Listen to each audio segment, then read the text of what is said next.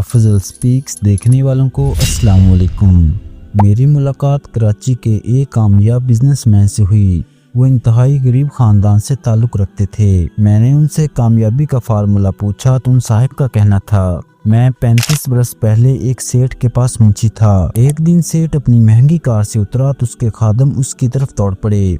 किसी ने दरवाजा खोला तो किसी ने उसका ब्रीफकेस निकाला और किसी ने उसका चश्मा, उसकी घड़ी और उसकी फाइलें उठा ली। मैं खिड़की से ये मंजर देख रहा था। मैंने उस वक्त सोचा कि सेठ और मुझ में क्या फ़र्क है।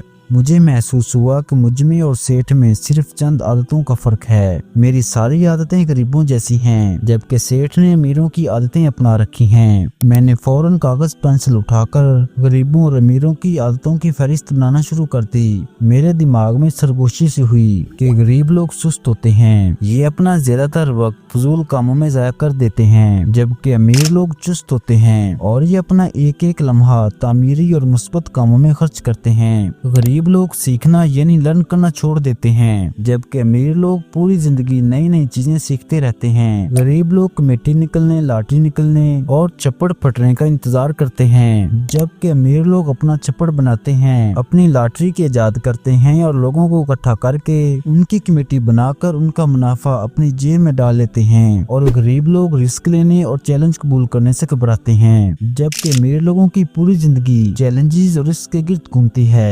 गरीब आदमी अक्सर औकात काम चोरी से काम लेता है, जबकि अमीर लोग काम को इबादत का दर्जा देते हैं। ये अपने काम में कभी भी डंडी नहीं मारते।